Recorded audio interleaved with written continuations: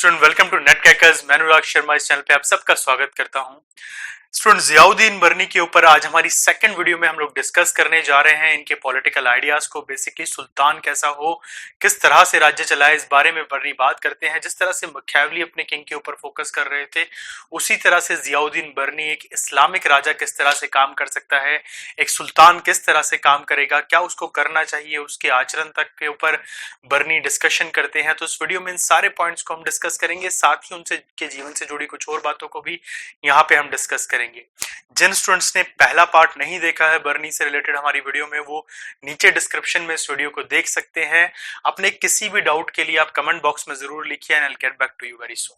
Student यहाँ पर जब हम बर्नी की बात करते हैं तो कुछ चीजों पे फोकस करना बहुत जरूरी है, स्पेशली जब वो आइडियाज आइडल किंग को लेकर हो या फिर किस प्रकार की सल्तनत रहेगी, किस तरह से चीजें चलेंगी उसको लेकर हो। तो इस चीज को समझना पड़ेगा कि 74 साल की उम्र में भी जब नॉर्मली लोग जो है अध्यात्म का रास्ता अपनाते हैं या धर्म की तरफ चलने की कोशिश करते हैं, वहां उस समय भी बर्नी जो है वो कट्टर इस्लाम को फैलाने की कोशिश कर रहे हैं और इस्लाम का जो परचम है उसको फैलाना चाहते हैं। यहां तक कि बर्नी ये तक कहते हैं कि जो बातें मैं कर रहा हूं या जो मैं कह रहा हूं या जो भी लिखा गया है मेरे द्वारा, वो सब चीजें जो हैं वो इस्लाम को फैलाने के ऊपर ज्यादा फोकस नहीं कर रही, परंतु ये चीजें जो हैं वो राजा के ऊपर, सल्तनत के ऊपर, सुल्तान के ऊपर फोकस कर रही हैं। बिकॉज सुल्तान ही जो अल्टीमेटली जो गोल है इस्लाम को फैलाने का उसको करेगा। तो मेरा पर्पस अपनी राइटिंग से जो है वो सुल्तान के ऊपर फोकस करना है, और जो इस्लाम को फैलाने का काम है या इस्लाम का परचम लहराने का काम है वो सुल्तान करेगा। तो मैं फोकस सुल्तान के ऊपर कर रहा हूं। यहां तक कि जब बात होती है नोबल सोसाइटी की, noble particular this word nobility या कौन होंगे नोबल्स, तो बर्नी इस चीज को लेके साफ साफ बोलते हैं। अच्छा, यहां पर कुछ चीजें हमें बहुत अच्छे से कंसीडर करनी है। जब हम शरीयत की बात करते हैं तो शरीयत के वो कानून हैं जो कि पैगंबर मोहम्मद ने या खलीफाओं के द्वारा बताए गए हैं, और उनको समझाया गया है कि किस तरह से एक इस्लामिक स्टेट चल सकता है, क्या चीजें फोकस करनी चाहिए सुल्तान को। परंतु ये कहते हैं कि समय के साथ साथ बहुत सारे बदलाव आते हैं। मौजूदा शासन प्रणाली जो है, जिस प्रकार से सल्तनत चल रही है, और क्योंकि भारतीय समाज एक ऐसा समाज है जहां पर इस्लाम को मानने वाले लोग बहुत कम है संख्या में, तो ऐसे में सुल्तान को बहुत मजबूत होकर काम करना पड़ेगा। तो उसको ऐसे कानूनों की जरूरत पड़ेगी जो राज्य के लिए निर्मित किए जाए, जिस जगह पर आप रूल कर रहे हो उसके लिए निर्मित किए जाए।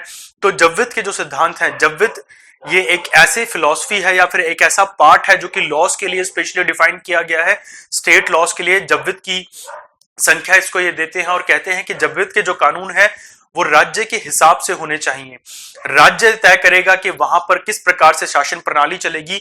शरीयत इन कानूनों के अंदर छाया रहेगा, हर जगह मौजूद रहेगा। मैं इस चीज को कुछ इस तरीके से समझाता हूं। मान लीजिए अगर आप कहें कि आप एक ऐसा राज्य बना रहे हैं जिस राज्य में प्रशासन प्रणाली सब कुछ होगी, परंतु उस प्रशासन प्रणाली को चलाने वाले लोग शरीयत को मानेंगे पूरी तरीके से, और जो प्रशासन और प्रणाली चलेगी, जो भी कार्य किए जाएंगे वो शरीयत के ऊपर आधारित होंगे, परंतु कानून जो है वो राज्य के होंगे। इस तरह से ये कहते हैं कि जो जव्विद के कानून है वो राज्य के लिए बनाए गए हैं। यहां पर नोबेलिटी की जब हम बात करते हैं, उन लोगों की जो इन कानूनों को फॉलो करवाएंगे, तो इक्ता जो वर्ड है, बेसिकली यहां पर इक्ता और इक्तदार दो वर्ड आपको सुनने को मिलेंगे। इक्ता वर्ड आपको इस तरह से मैं समझा सकता हूं, जिस तरह से आज हम डिस्ट्रिक्ट्स देखते हैं, ठीक है, उसी तरह से कहा गया था उस समय में कि इक्ताज होंगे, बड़े बड़े जमीन के टुकड़े होंगे या लैंड होंगे बड़े बड़े, या रियासतें छोटी छोटी, जिसको कुछ नोबल लोग संभालेंगे और जो इनकी होल्डिंग करेंगे, इनको संभालेंगे, वो इक्तादार कहलाएंगे। अब इक्तादार का काम क्या होगा? टैक्स कलेक्ट करना, उस जगह पर शासन करना, वो पर्टिकुलर एरिया जो उनके अंडर आता है वहां सुल्तान या सल्तनत के खिलाफ कोई साजिश ना रची जाए, इस चीज को ध्यान में रखना। इसलिए इक्तादार जो होंगे वो अपनी आर्मी भी मेंटेन कर सकते हैं। हर इक्तादार के पास अपनी खुद की एक आर्मी होगी जो उस एरिया में चीजों को मेंटेन करेगी। साथ ही जो रेवेन्यू, जो टैक्स किसी भी फॉर्म में कलेक्ट किया जाएगा, वो किंग तक पहुंचाना, सुल्तान तक पहुंचाना इन इक्तादारों का काम होगा।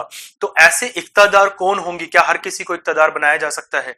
सबसे पहले तो ये साफ साफ बोलते हैं कि जो इक्तादार है वो हेरेडिटरी से नहीं आएगा, ठीक है। वो एक नोबल व्यक्ति होना चाहिए जो सुल्तान और सल्तनत के प्रति वफादार हो, ठीक है। और एक नोबल व्यक्ति मतलब ऑफकोर्स वो एक अमीर रिच परिवार से आएगा, ऐसे परिवार से आएगा जिसकी जो पूरी निष्ठा है वो सुल्तान और सल्तनत के प्रति हो, उसी को इक्तदार बनाया जा सकता है। और जब वो बूढ़ा हो जाए या उसकी पावर जो है उसके लैंड पे वो खत्म हो जाए या लोगों के बीच में अनपॉपुलर हो जाए, ऐसी कंडीशन में एक दूसरे व्यक्ति को उस इक्ता को संभालने की जिम्मेदारी दी जाएगी, ना कि उस मौजूदा इक्तदार के बच्चे उसको संभालेंगे। तो नो हेरिडिटरी होगी यहां पर। स्पेशली ये चीज इसलिए करी गई ताकि ऐसा ना हो कि छोटे छोटे किंग बनने लग जाए, छोटे छोटे मोनार्क बनने लग जाएं। अगर मान लीजिए मैं आज के संदर्भ में इसको बोलूं तो इक्तादार का कॉन्सेप्ट अगर इस तरह से हम चलाएं, तो मान लीजिए एक बहुत बड़ा राज्य आपके अधीन है और आपके पास छोटे छोटे शहर हैं, जो आपने हर एक शहर किसी नोबल व्यक्ति को दे दिया है संभालने के लिए, और आपने कहा है कि आप इसकी टेक केयर करो, मेरे अंडर करो, और इससे जो टैक्स कलेक्ट होगा वो मुझे दीजिए। यहाँ की जो सिचुएशन है उसको संभालने के लिए आप अपनी खुद की आर्मी बनाओ, आपके खुद के लोगों से, और ये काम आप तब तक करोगे जब तक आप बूढ़े ना हो जाएं या उस एकता को संभालने लायक ना रहें। अगर मुझे लगेगा कि एकता संभालने लायक आप नहीं रहे हैं तो मैं किसी और इंसान को यहाँ पर अपॉइंट करूंगा, बट आप अपने बच्चों को यहाँ नहीं बैठाएंगे। आप जब कई बार इस तरह की मूवीज देखते हैं, अगर आप जोधा अकबर देखें या ऐसी कई सारी मूवियां जो स्पेशली इस्लामिक राजाओं पे बनाई गई हैं, तो आपको समझ में आएगा कि ऐसे इक्तदार हुआ करते थे, इस तरह के कॉन्सेप्ट बड़े प्रचलित हुआ करते थे उस समय में। तो यहां से बर्नी जो है इन आइडियाज को भी आगे फैलाते हैं, स्पेशली शरीयत को लेके, और जिस तरह से कानूनों की बात बर्नी करते हैं। जबीता की अगर मैं बात करूं तो कई बार कंफ्यूजन होती है कि जबित क्या है और ये इक्तदार क्या है, इक्ता क्या होता है, शरीयत के लॉस क्या है। तो इस चीज को एक बार दोबारा से मैं क्लियर कर देता हूं आप लोगों के लिए। शरीयत के कानून वो कानून है जो पैगंबर मोहम्मद ने बातें कही, आने वाले खलीफाओं ने जो बातें करी, उनको शरीयत में लिखा गया है कि एक इस्लामिक स्टेट, एक इस्लामिक तौर पर आपको किस तरह से चलना चाहिए, राजा का क्या कार्य होगा, सुल्तान का क्या कार्य होगा, और लोगों का क्या होगा। लोग शरीयत को फॉलो करेंगे, परंतु ये एक धार्मिक कानून है, ठीक है। एक राज्य का अपना खुद का जो कानून है ये ज़बित है, और ये हर कानून हर राज्य का अलग हो सकता है, ठीक है। हर सुल्तान अपने हिसाब से अपने जवित्स को बनाएगा, परंतु शरीयत इसके अंदर मेन एक सेंटर पॉइंट रहेगा। इक्ता द पीस ऑफ लैंड, मैं किसी खेत की बात नहीं कर रहा हूं, मैं बड़े एरियाज की बात कर रहा हूं। उसको संभालने वाले होंगे इक्तादार्स, जिनका काम है रेवेन्यू कलेक्ट करना, टैक्स कलेक्ट करना, होल्डिंग बनाए रखना एरिया के ऊपर, और सुल्तान को रिपोर्ट करना। ये इक्तादार इतने इंपॉर्टेंट हुआ करते थे कि जो मिनिस्ट्री हुआ करती थी उस समय की, आप उस समय का जो कोर्टियर बोल सकते हैं, जो सुल्तान का कोर्ट दरबार होता था, उसमें भी ये इक्तादार अपनी रिप्रेजेंटेशन देते थे।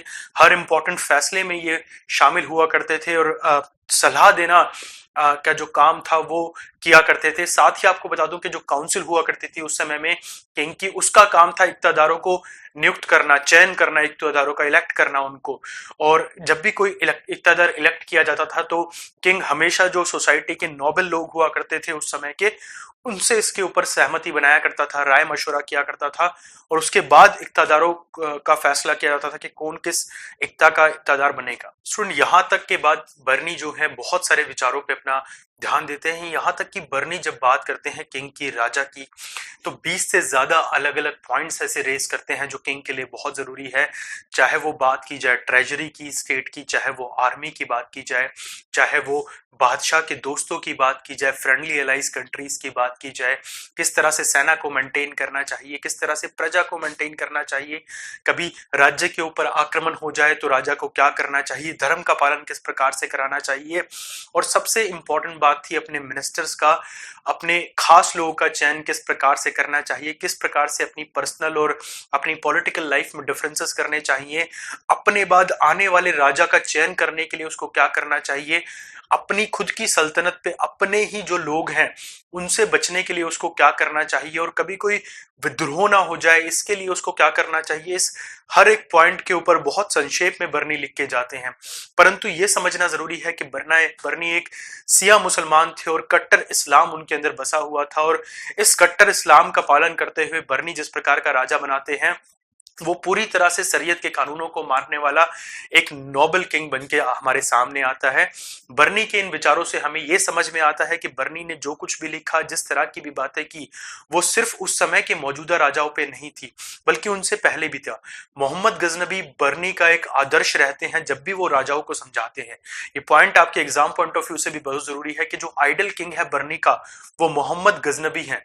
मोहम्मद गजनी के विचारों को जिस तरह से बर्नी समझाते हैं, अगर मैं बात करूं फतवा ज़हादारी की भी या इस तरह की जितनी भी किताबें इन्होंने लिखी उस समय में, उन सब के ऊपर जो इफेक्ट आता है, जो आइडल किंग की एक इमेज है वो मोहम्मद गजनबी की है यहाँ पर बर्नी के विचारों में। इसलिए उनको लगता है कि जो राजा है, जो किंग है, वो गजनबी जैसा होना चाहिए। यहाँ तक कि मोहम्मद के बेटे कह के वो उनको कई बार प्रोनाउंस करते हैं अपनी बुक्स के अंदर, अपने टेक्स्ट के अंदर। और स्पेशली अगर मैं बर्नी की किताबों की बात करूं तो दो किताबें जो हमारे आगे रखी जाती हैं, चाहे वो फतवाए जहादारी हो, ठीक है, तारीख फिरोज शाही हो, इनके अलावा भी बर्नी ने बहुत सारे कंट्रीब्यूशन दिए जो आज हमारे पास अवेलेबल तो नहीं है, परंतु इन किताबों से हम रेफरेंस जरूर लेते हैं। मैं एक एक करके सभी किताबों का जिक्र आप लोगों के आगे करता हूं। पहली किताब है फतवाए जहादारी, जो कि मेन कॉन्टेक्स्ट माना जाता है किंग के ऊपर। फिर है तारीख फिरोज शाही, जो कि एक इंपॉर्टेंट बुक है। इसके अलावा इन्होंने जो बेसिकली जो इस्लामिक रूल्स हैं या फिर जो अलग अलग समय समय पे खलीफा रहे उनके बारे में लिखा और बहुत सारे और कॉन्टेक्स्ट दिए। सलवते एक कबीर जो है किताब है, शान मोहम्मदी एक किताब है, तारीके बरखाही बरमाखी एक किताब है, इनायत नाम इल्हा एक किताब है, हसरतनामा, मसीर सादत, फतवाए दानदारी, लुबातुल तारीख, ये कुछ ऐसी किताबें हैं जो बर्नी ने अपने समय में लिखी। और समय समय पे जब भी हम बर्नी का जिक्र करते हैं या इनके द्वारा लिखी गई किताबों की बात करते हैं तो ये सारी किताबें उसके अंदर शामिल होती हैं। यहाँ तक कि अब बर्नी को जब आप पढ़ते हैं बड़े तौर पर या बर्नी को समझने की कोशिश करते हैं तो बर्नी के विचारों में इन सारी किताबों का जिक्र ज्यादा आपको देखने को नहीं मिलेगा। जो सबसे ज्यादा बर्नी फोकस करते हैं वो तारीख फिरोज शाही के ऊपर करते हैं और इनका आदर्श राजा भी तारीख फिरोज शाही के हिसाब से ही है। स्टूडेंट, आई विश ये वीडियो आप लोगों के लिए बहुत हेल्पफुल रहेगी आपके आने वाले एग्जाम के लिए। आप चैनल के साथ जुड़े रहिए ताकि इसी तरह की वीडियो, इसी तरह का कंटेंट ऑन टाइम आप लोगों को मिलता रहे। साथ ही हमारे ऑनलाइन क्लासेस को ज्वाइन करने के लिए या हमारे पोस्टल नोट्स के लिए आप नीचे दिए गए हमारे नंबर्स पे कॉल या मैसेज कर सकते हैं। धन्यवाद दोस्तों।